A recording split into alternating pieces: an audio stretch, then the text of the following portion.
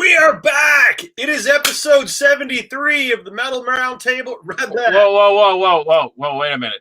Who are you? I am Metal Rob, and with me, as always, is great. Oh, Carcass John. I am back. Yeah. 73. Episode 73 of the Metal Round Table. Okay, let's just start this again. Are you ready? Okay. We're back. It's episode 73 of the Metal Round Table. I am Metal Rob, and with me, as always, is the great Carcass John. There we go. And we've also got, let me see if I can do this right. That is Scott Whiplash Waters. Yes, sir. Who has been very graciously filling in and helping me out on the Metal Round Table. I appreciate that, brother. And then right down here, hang on. There he is. I'm trying to poke him in the head. Ding, ding. I can't do it. I can't figure it. Do we need to start over yet again? Ding, ding, ding. No, we're good. You're out of practice. You're out of practice. Yeah, it's been a minute. So we are back, and with us again is Scott from No Life Till Metal. Appreciate you continuing to be on, brother, and I hope you'll stick with us as long as you would like to be with us. So sure.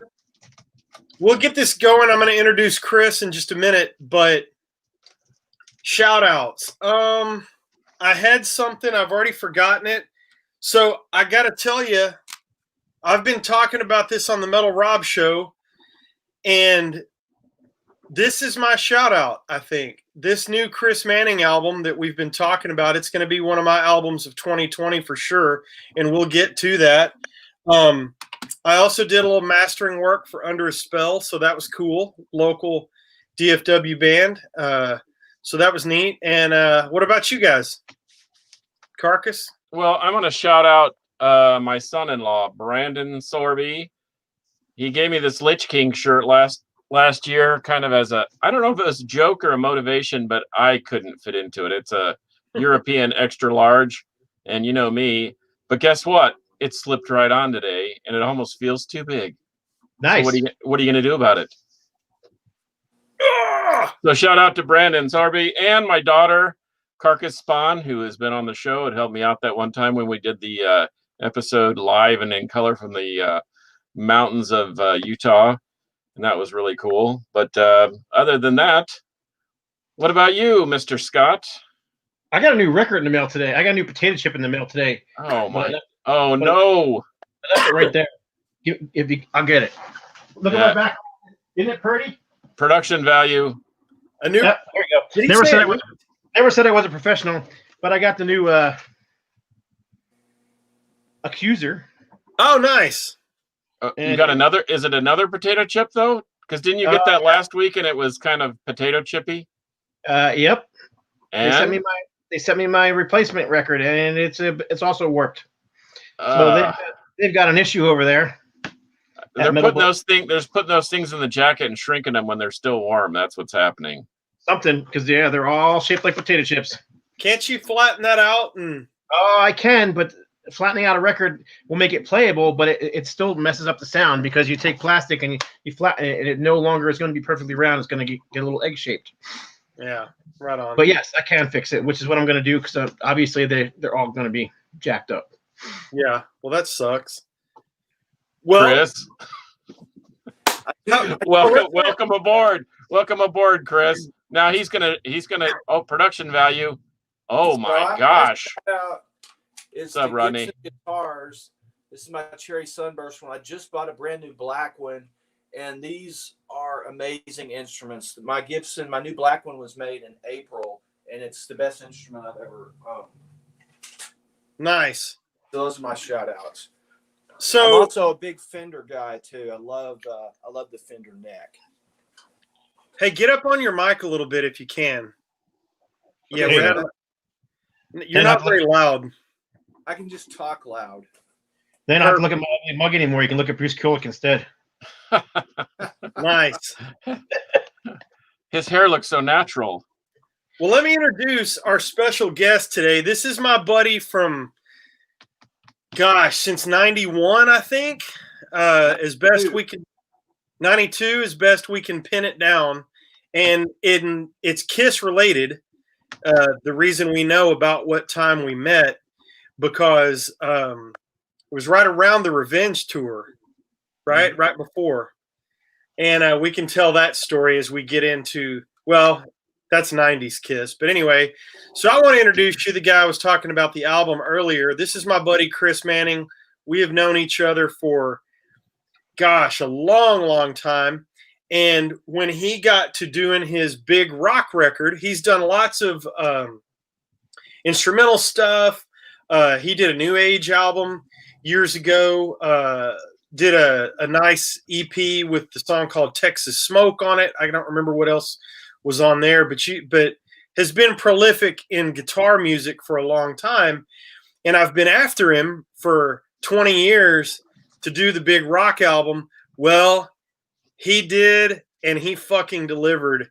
This thing is out of this world. And so I made a little match with that guy right down there. And now this album just came out on the 11th on Scott's record label. So I'm glad to have made that match.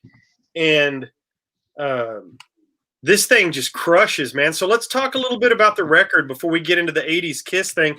Just give us the synopsis of how it, just run us through how it started and how you got Bruce and all that stuff. Yeah, so I started, I've had some songs written for a while. I started writing in June of last year, so 2019, before COVID, and wanted to locate the right vocalist. I know a lot of vocalists that are great vocalists, but not all of them can write. And I went to, I found a guy named Chris Hodgson, phenomenal vocalist, versatile vocalist, incredible range, but he's also a guy that can write hooks all day long. And I wrote a song with him to see how it goes. I think the first one we wrote together was Ascend It. I really liked how it came out, so we just kept writing together. And it just kept getting better and better and better. And we really clicked. Along the same time, I had started guitar lessons, monthly guitar lessons with Bruce Kulick, and kind of got to know him. Grand Funk played in the area not too long after I started lessons. Bruce gave me and my brother passes, got to hang out with him, play his guitar, and continued lessons. Well, my lessons started out on different guitar-related things, and they quickly evolved to, hey, I'm writing these songs. Let me bounce them off Bruce and see what he thinks of the arrangements. So that's kind of how it got started. And I, in the process, really learned a lot about songwriting and arrangements from Bruce, in addition to all the guitar stuff that he taught me. I'm still working with him. I'm still doing demos and bouncing it off, getting feedback from him. So it just kind of started that way. And before I knew it, I had 11 songs. And it's just a great record because it's so varied. It's written in 4 different tunings. There's blues, there's slide, there's metal, there's hard rock. It's all melodic, and there's tons of hooks on it. So if you're not a guitar solo fanatic, there's a ton of hooks in there, just great songs for you. If you love guitar, you love guitar solos, there's a ton of them in there, a lot of different styles. I'm very influenced by Kiss, Aerosmith, Deep Purple, King's X. I think more recently, the album has a lot of heavy dose of Alice in Chains in it too. So it's just a great mix of all my influences, and it was very influenced by Bruce and his feedback and suggestions on arrangements. And the great Chris Hodges, what can I say? I mean, he made my music into great songs. So that's all you can did. If you sum this up, Scott, tell me if you agree with me. To me, if I were to describe this album to somebody, it is a melodic hard rock album. Absolutely. And I know there's a lot of different influence, but it's cohesive as an album too. That's what I was going to say, because he was just saying about all the different sounds and styles and tunings, but the whole album from front to back is very cohesive. I mean, you put it on and you don't turn it off until it's done. There's no skip button songs. It's just a great album. Actually, Bill Bafford called me earlier today from the Lights of Metal Records, and he's like, "Man, I can't get this Chris Manning album out of my out of my CD player. I was like, yeah, it's a great album. So anyhow, agreed. Chris Christian, I can tell whose artwork you've been working on. Yeah, right. That's funny. Yeah, it was just a no-brainer to me whenever Chris started sending me the songs, and he only had 2 or 3 songs out. I started hitting you up saying, hey, man, if you guys are looking for original music and trying to, help break stuff, because the thing I like about No Life Till Metal is you completely agree and admit to is you want to be that stepping stone. And so I thought it was just a fantastic marriage. And I just appreciate you taking a chance on my buddy, Yeah, well, it worked out well, and we're still pushing. We just put out a new lyric video, and just gonna keep pushing and pushing and pushing. I'm hoping it'll do well enough we can go to vinyl eventually. Yeah, that would be awesome. So let's get down to what brings us together today. Carcass is an expert in this subject, and admitted. No. Yeah, Carcass is not an expert. In fact, Carcass is so distant from this subject that I felt completely inadequate, and so I actually have the records in question, and some of them on vinyl even, and I muddled through them, and I have to admit, I was very shocked. I mean, look, I love Kiss, okay? I think even their new stuff, I think is fantastic, and I don't think they've ever put out, and you can battle me in the comments, I don't care. I don't think they've ever put out just a total crap record. They all have something.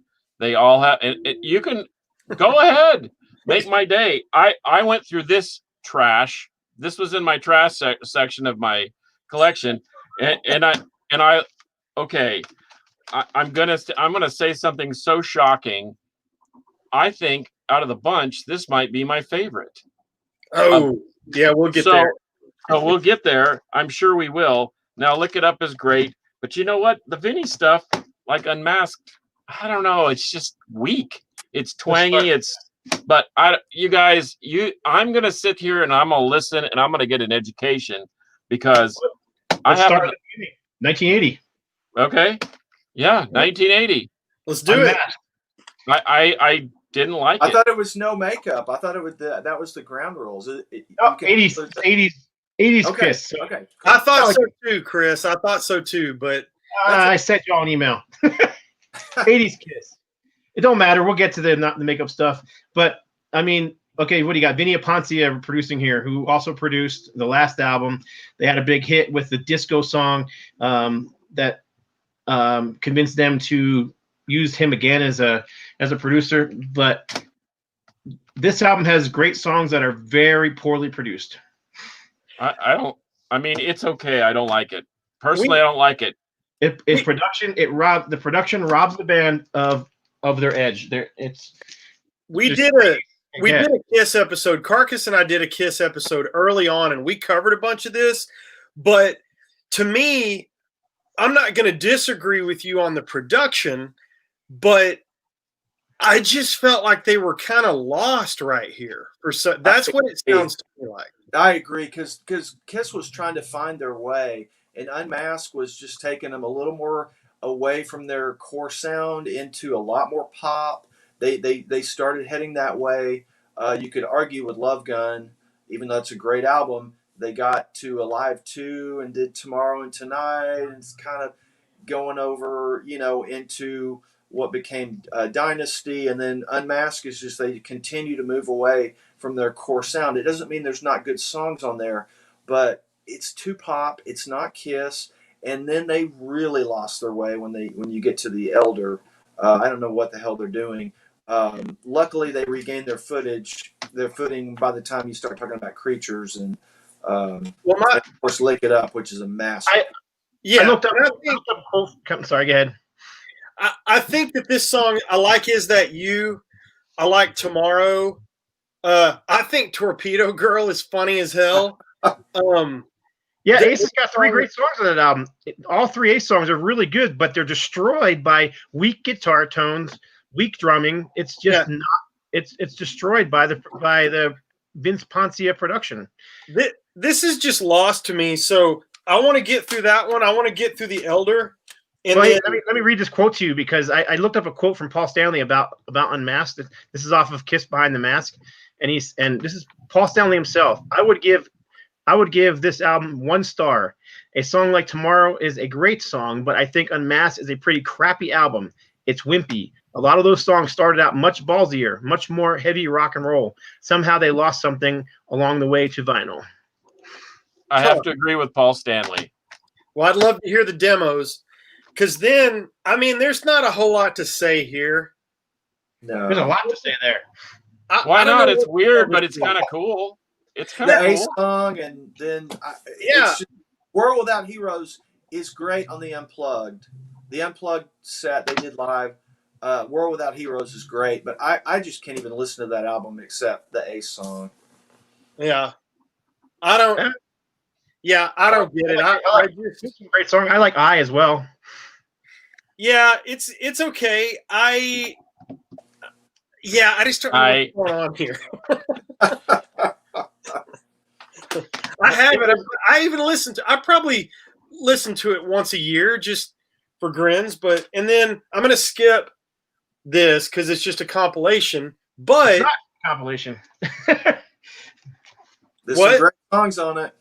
It's not just a compilation though. well, because it has 2 new songs. It's got 4 I new thought it was songs. more than that. Got 4 songs on it. What are you This talking about? Okay, Yeah. Oh, Nowhere yeah. to Run. this album tanked for the band. It was the wrong album for the wrong time. That's just the way it is. It was the wrong producer. Ace Frehley lost it during this time because he knew that the band needed to go back and do a heavy metal record, not some fancy ass artsy prog rock record, which is what they try to do here. Kiss doing prog rock is just bullshit. Scott, please tell us how you really feel. I'm not quite sure about this.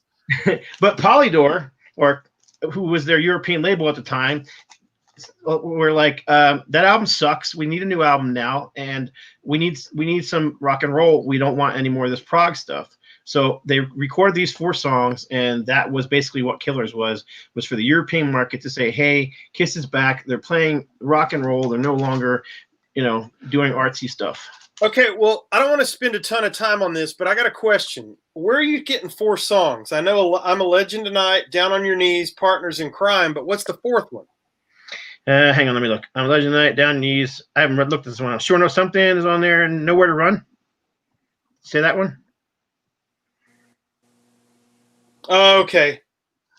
That's the other one. Okay. That's how much I've paid attention to that because I don't even know what that is. Yep.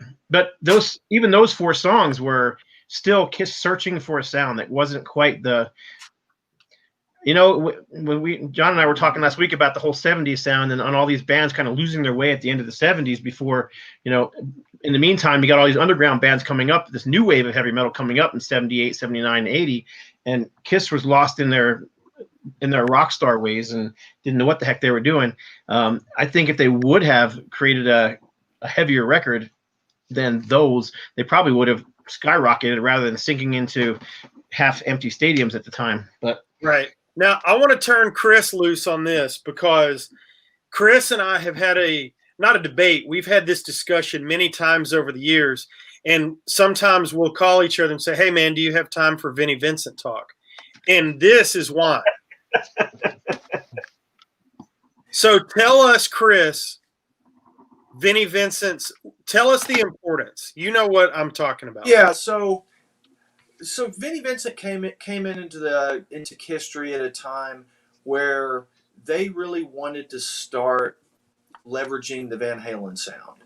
They wanted to get away, not totally, but they wanted to get away from a blues-based guitarist. They wanted a flashy Eddie Van Halen, and they got really lucky that Vinnie Vincent was also a killer songwriter. So, in my opinion, Lick It Up is a top 5 Kiss album, regardless of if they have makeup on or not. Creatures of the Night is also incredible. It put them back on their feet. It gave them a new compass, along with a new updated sound, courtesy of Vinnie Vincent. The Creatures is a very interesting album because Vinny wasn't a member when they were recording it. He was one of the studio guys brought in. I don't know if you guys realize the great Robin Ford, who's a legendary blues player, played the solo on "I Still Love You," and I think another song too. There's a lot of studio guitarists that came in to help them with solos on that album, and it's really funny to think Robin Ford played on the Kiss album, if you know Robin Ford. But I think Vinnie Vincent was a really important ingredient to especially songwriting, and his flashy style really brought them current. And I think Vinny's abilities as a technical player was his just complete undoing, because left to his own devices, he's a complete idiot. He's a complete musical idiot. He can write great songs under direction of people that want to steer this into a song-based, rock band. Left to his own devices, he just went off and just fell off a cliff because he doesn't know what he's doing. He can't self-censor his playing. And there's a ton of guys that can play all the fast stuff Vinnie Vincent can play, but they do it in bursts. They do it selectively. They do it creatively. They do it melodically. Vinny, after he got out of Kiss, all he did was just shred. It was just nonsense. But this Kiss stuff he did really redirected them and put them in the direction they needed to go. And I think he's, a very, very important part of history. Well, and one of the things that we're going to talk about, and we'll finish the point later, he saved Kiss not once, but twice, and that's in a later decade, but you can explain that when we get there, I guess. But, okay. Not only that, they had some mega songwriters on that album. As before, it was pretty much the band writing their own songs. Well, they brought in a lot of outside songwriters for this album, including yeah, go ahead. Brian Adams. Yep. Of all people. Yep. Desmond Child, Juan Beauvais. Wasn't Jean Beauvais? Wasn't he with the Plasmatics? Is that the same guy? Yes, that's him. Crazy. What? Nice. I didn't do that. Yep. Hey, what? The Insect Warfare guy knows that Kiss I fact, had and no idea that. And you didn't. Bouvier. Yep. He actually played some bass on some Kiss albums and did some songwriting with Kiss. And Gene didn't play much of the bass on Creatures of the Night. That's a killer record, by the way. I really like it. I really like that too. And the thing about Lick It Up, it's the rock and roll over of the catalog. It's a pure Kiss album with, I guess, no outside songwriters. And I love when bands do that. Writing with Desmond Child, they wrote some great songs. Steven Tyler and Joe Perry did that with Aerosmith. Lick It Up is a pure Kiss album, just like Rock and Roll Over. I'm looking at the credits, and you're exactly right. To find an outside writer, I would say, I would question if Vinnie Vincent didn't write the whole damn thing, and Gene and Paul did a little bit of, tweaking on the lyrics and vocal melodies. I don't have any evidence of that, but I kind of wonder how, if Vinnie wrote damn near the whole thing. One thing that we've neglected to say too is since 1981, they brought in also Eric Carr on drums, which also brought a new element into the band. Eric Carr is a massive drummer. He was, on the version that you showed, John, that version of Creatures of the Night, that the drums are pared down and the whole mix is kind of crappy in my opinion. On the original one, the freaking drums are cannons. On the blue cover, yeah the original mix. Agree. And in any case, I just didn't want to forget how important Eric Carr was to that sound, as well. Very true. And Scott, I have read more than once the Creatures of the Night those drum sessions remind a lot of people of John Bonham, of the power and also of the tone he was getting. A little more processed because it was the time period, in the early 80s, but very powerful drum sound, and a lot different drummer than Peter Criss, obviously. For me, I see this album as their Heaven and Hell. It was Kiss reimagining themselves for a new era of heavy metal, and then Lick It Up came out, and that was just the follow up to that one. There was no more makeup on the U.S. cover, but it was part two, basically, of Creatures of the Night, in my opinion. Yeah. Well, this to me, the reason that this is so special to me is this came out when I was 13, and this was probably the first one that I bought when it was current. And so I remember putting on the probably cassette at the time, or maybe I bought the vinyl and transferred it to cassette to listen to in my Walkman. But I remember walking around the country roads where I lived listening to Exciter, and there's nothing spectacular about the solo in the middle except that it's a wash and reverb, and I just thought that was the biggest, coolest thing I'd ever heard. So yeah, this one to me, I'm with you. It's a top 5, maybe top 3 Kiss album for me. Speaking of Vinnie Vincent, a friend of mine got to meet him, and he got me a signed copy. Then he signed right across Gene Simmons' face. Shocking. Yeah. Probably what I would have done too. But I mean, Exciter, that's a heavy song on here. Not for the Innocent, another song. Lick It Up is not my favorite song on here, but I mean, it is what it is. It did well for him. Well, it's one of the 2 or 3 Kiss heavy metal albums, because Rock and Roll Over, like Chris was saying, is a classic Kiss album, but it's a Kiss album. This is more of a metal album to me, more of an 80s metal album. So and Gene didn't have any filler songs on Lick It Up. I love all the Gene songs. There's not any filler on Lick It Up. Yeah, I agree. So it had a good look too. You gotta like that look, huh? Oh, nice. And it's getting dark in here. Yeah. So this is another one that was very seminal in my Kiss upbringing, because MTV had that Live 84. What was it called? Hang on. That full concert video that they had on MTV. Live. I watched that thing 1,000 times at my buddy's house because he had cable. And so this one, to me, even though I don't like the whole thing, I think there's some goofiness on here, this is still a really influential Kiss album for me, because I watched that concert 1 billion times, and Paul Stanley doing his solo. Embarrassing. It was showmanship. His solo was nothing more than showmanship, and he was good at what he did. He definitely was. Yeah. So it was fun. You know? So what about this? Right, almost in the dead middle of the 80s. What do you think? Saw this tour twice. Was a huge fan.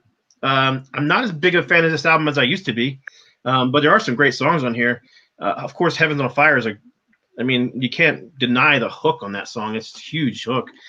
Thrills in the Night was a great song. That song was actually written for Creatures of the Night and didn't make it on an album until this one. Oh, I didn't know that. Yeah. Thrills in the Night is a great song. Yeah, I actually saw this. I saw this tour twice. On one of the tours, I think it was at the Meadowlands in New Jersey. You know that we were up front for the general admission. You know how they used to have those big metal bars to keep you away from the stage. Well, the metal bars, there was so much pressure from the crowd putting on that the metal bars came down. I mean, literally like this against the stage. So there were like steps up to the stage from these metal bars. So we ended up sitting on the stage for the entire Animalize show right on the edge of the stage, looking down the grates at all the fire, which they didn't use, because if they did, we would have been fried. What side of the stage were you on? I ended up getting my picture in Faces. Remember Faces magazine back in the day? Yep. Yeah, I ended up getting my picture in Faces magazine sitting on the stage on that Kiss show, because it was a picture of the band, obviously, but you could see me and my buddy on the down the bottom. So that was a big thrill for me back then. Yeah, Animalize is an album I don't listen to that often. I love Thrills in the Night. Heaven's on Fire is great. Into the Fire is a great song. I just find it kind of an odd album because I think Mark St. John doesn't fit at all. I agree. Entering solos, it just doesn't work. I don't know what they were thinking that they went with him, but Under the Gun is a great song too. Yep, it's a good song, but I think, although most people wouldn't agree with me, I think this is a better album. Yes, I agree with you. King of the Mountain is stellar. Why they didn't play it live? Why they? I know it's a great song. One of my favorite songs. They should still be playing King of the Mountain if Paul could still sing. Yeah, it's a great song, but there's some good stuff. I don't know. I like this whole album. There's not really a song I don't like on it. I mean, there's the last song is a bit, goofy, All Night, but other than that, I like the rest of the album. And I agree with you. Can you believe it? I actually agree with you on this. King of the Mountain is great. I love Who Wants to Be Lonely. I love I'm Alive. I love Tears Are Falling. They had a couple of great videos. A killer video, yeah. On this, I just listened to this one yesterday. And guess who's making their mark on this record, Chris? Bruce Kulick. Yeah, he is so stellar on that album. And he is the perfect guitarist at that time. He can play the flashy stuff like Vinny, like Van Halen, but he's really, you find out later, he's really a blues-based guitarist that just injected some Flash and some Van Halen stuff into his playing. But I thought his solos are just stellar on this album. I would like to address Mel's question of why I am in a purple haze. The sun has gone away. I had great lighting to start this thing, and I can't easily move to get closer to the light. So you need to hit up my daughter for a halo light. I do. On I'm Amazon. very sorry. I did look up a Paul Stanley quote on this album because I think I disagree with Paul on this album. Paul Stanley's quote on Asylum is, "This is just a 3-star album. It was an attempt to follow up the amazing Animalize, but I don't think it was as good. Other than Tears Are Falling, I think it was a reworking of past ideas." That was what Paul said about the album. Maybe Paul was sniffing the paint that from one of his portraits that he was painting. I don't know, because reflectors were blinding him. I disagree. I don't know how you can listen to King of the Mountain and say that's a weak song from Kiss. If you like it, it's not. It's just not a weak song. It's a good song. So whatever. I'd love to have seen that tour, but I didn't get my concert career started until 86, unfortunately.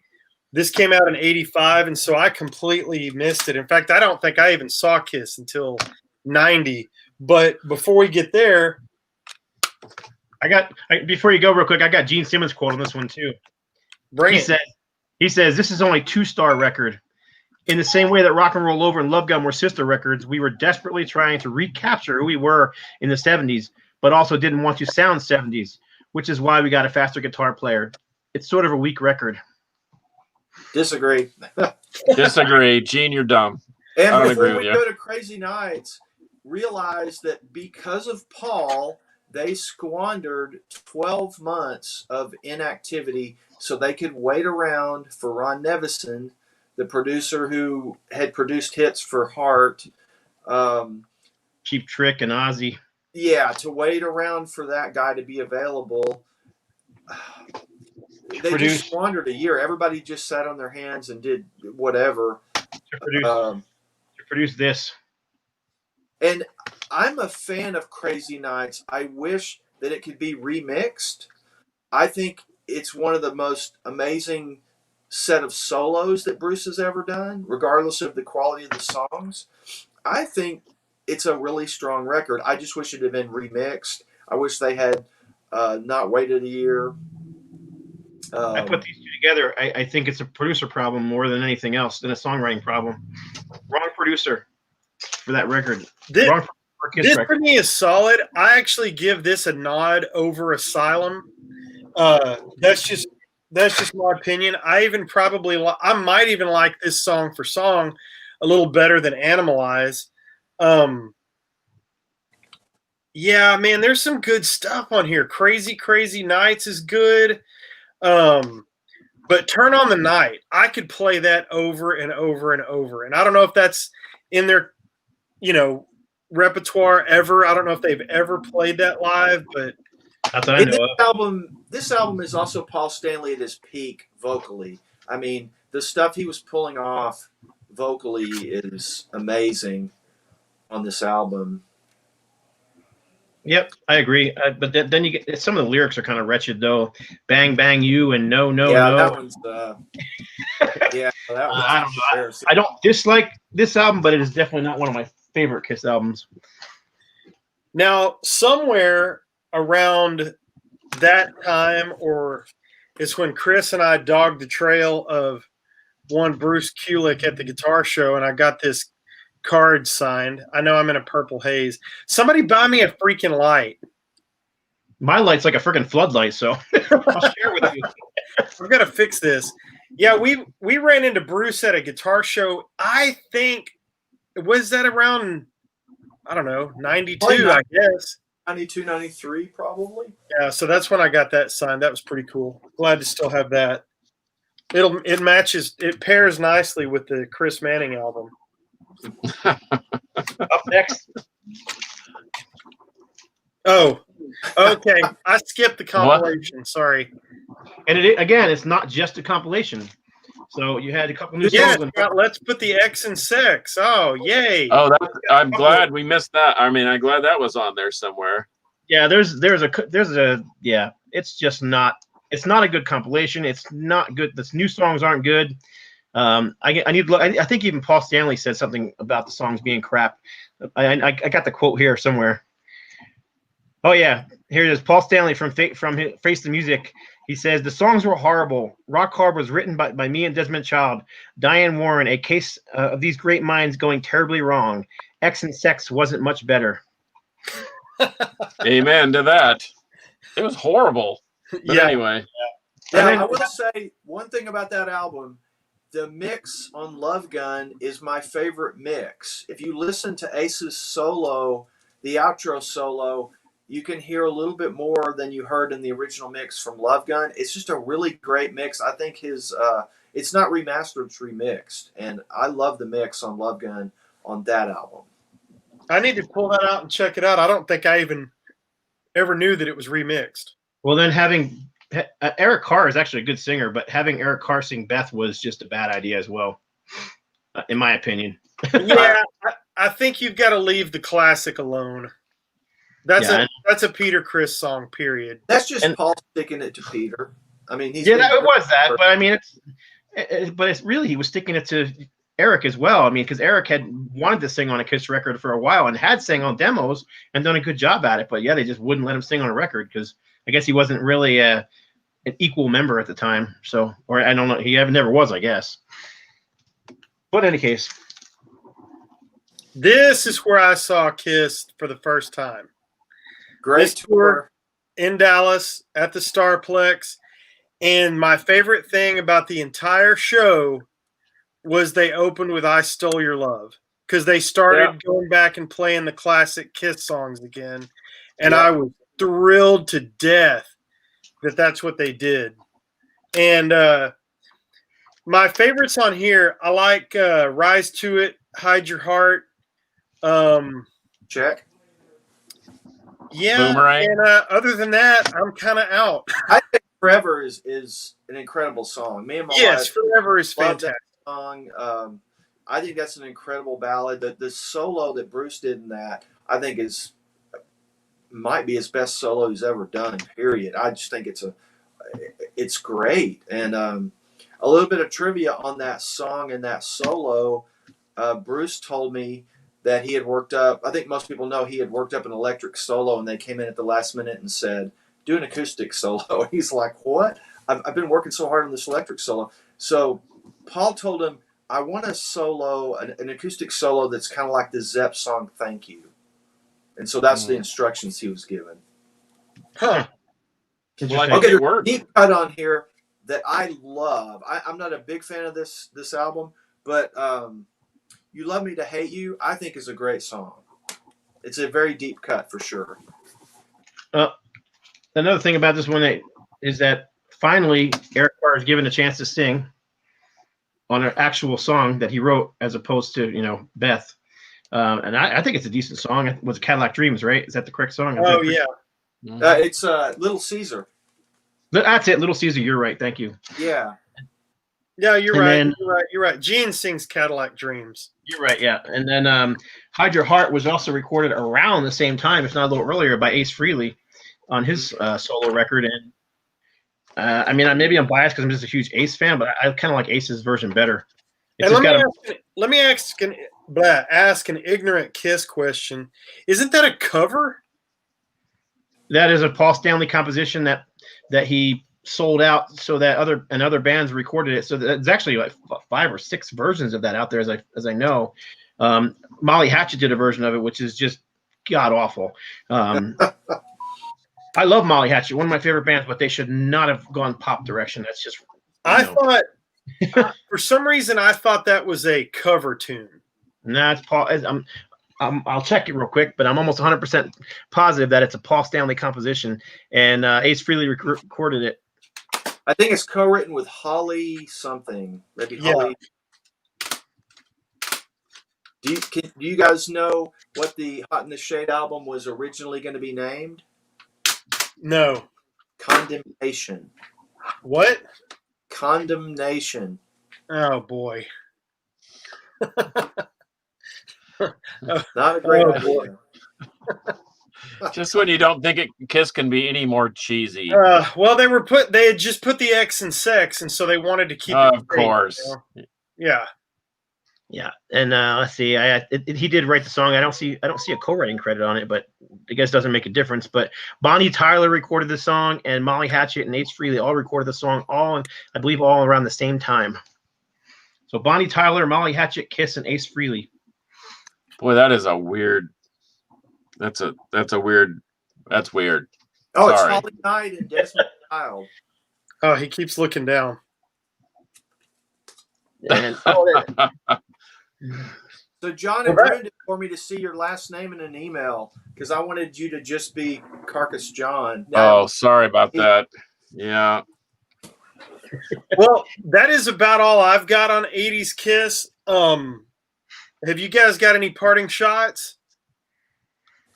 They closed strong because of the tour on Hot in the Shade. Hot in the Shade was a decent album. We didn't mention a lot of the songs are just demos. They just said, well, it sounds pretty good to us. We're not going to spend the money and record, quote, real versions of it. There's actually some drum machine on Hot in the Shade. But the tour they went back to classic Kiss, a lot of new songs like Rob alluded to, Without Stole Your Love, eliminated drum solos and said, let's just play as many songs as we can. So I think that led them into Revenge, which is in the next decade. Yeah. And it also was the video. They did a video for, I can't remember what song it was, top of my head, but they put the makeup back on for the video. Oh, it's Rise to It. Yep, Rise to It, yep. And that was kind of the hint at things to come. Yeah. I mean, it wasn't intentional, of course, but yeah, I mean, obviously, a few years later, we got a reunion tour, so. Yeah. Well, boys, it is good to be with you today. I wanted to say thanks to Chris for coming on. Appreciate you, brother. Yeah, the album is great. If you want to pick up Chris's album, you can get it at nolifetillmetal.com. And if you want to keep up with all things Chris Manning, which you should, because I believe you're already working on new music, are you not? Always. Yeah. So Chris-Manning, yes? Chris-Manning.com. Perfect. Book as well. Perfect. Carcass, tell us everything you know about 80s Kiss in like 30 seconds. It's okay. I think it was a dip in the road, but it as was mentioned, it sort of led them back into who they really are, and that's Kiss with the makeup, in my opinion. And I did have some interaction with Vinny after he was bounced, and I remember Gene Simmons telling someone on the phone that he's the most brilliant songwriter and guitar player he's ever worked with, but he's the most self-destructive person that he's ever worked with too. And so I think to Chris's point, if you could have just kept him in the box and focused on certain things, he really could have. I mean, he did help propel them into new heights, but I saw them when they were the Vinnie Vincent Invasion. Afterwards, my friend Bobby Rock, who's a stellar drummer, and Mark Slaughter and Dana Strum, all great guys, great musicians. I remember working the show at the Rock Zone in Houston, of all places, which is now a Help Ministries place. It's really a bizarre twist of fate. But I remember Vinny was nowhere to be found. They weren't quite sure where he was, but Mark Slaughter did the sound check, and they sounded better as a three-piece than they did as the Vinnie Vincent Invasion. It was really strange. And I never knew that Mark Slaughter was a great guitar player, but he's a fantastic guitar player. And as a three-piece, they were even more awesome. But then here came Vinny straggling in right at the last very moment, and he, of course, shredded and did his thing, and everyone thought all was good. But there was a lot of turmoil on the road with that guy, but that's what I remember about the Kiss thing, and I think Kulick is, I think he's fantastic, and I think that he's probably the glue that kept them together. I think, but anyway, that's what I know about 80s Kiss. I don't really. I listened to every one of these within the last 2 days, just to make sure that I had some semblance. And you know what? They're not bad. There's not a real, even the Elder. It's weird, but is it any more weird than some of the stuff that we, like Tommy or Quadrophenia that the Who spilled out, or some of these other bands? Not really, but that's the thing about Kiss. There's always one or two good songs on every record that you think, well, I'll buy the record because there's that one song or that second song or whatever. But anyway, yeah, no, that's what I know. And if you're a Bruce Kulick fan and you want to hear one of the very latest things he's recorded, pick up Chris's new album at NoLifeForMetal.com. And if you want to hear Bruce's fine work, track 3, Start Over Now, featuring Bruce Kulick. And one more thing, Chris, I'm into ambient music. I'm into new age type of things too. So can I find that on chris-manning.com? Absolutely, out there. Okay. You can find it on. Are you on BAM? Digital versions as well. Okay, because I'll be all over that, because I'm anxious to hear the record, the new record. But I'd love to hear the other stuff. How come Rob didn't say anything about you? How come Rob didn't say anything about the Faith Bomb era? No. What? I don't know why what you're not talking about. Prank call. Well, the ambient, hey John, the ambient stuff. There's a song that I did that's on the new No Life Till Metal Christmas sampler. So there's a song on there, song 2. It's very laid back, chilled, ambient stuff, instrumental stuff that I did. So if you get one of those, if you order from No Life Till Metal in November, what are the dates, Scott?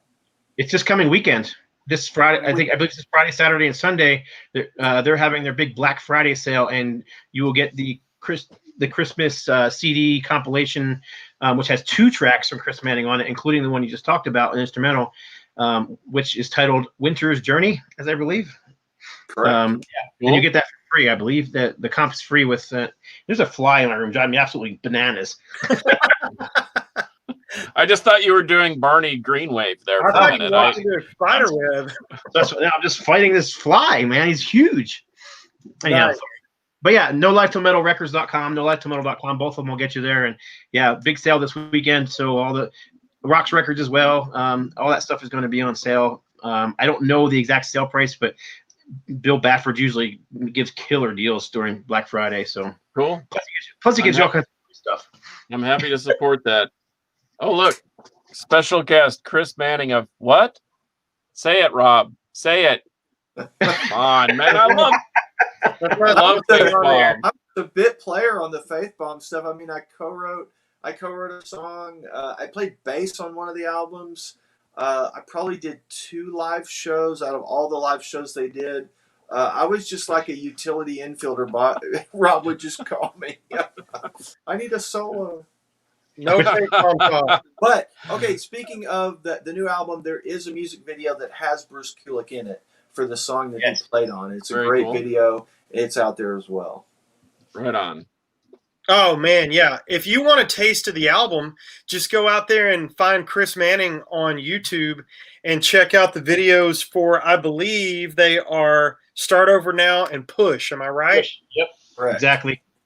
Yeah, because that gives you a fantastic taste of what you're going to get on the record, even though the best song is Sharp. Did I say that out loud? I did get to. I was allowed to help.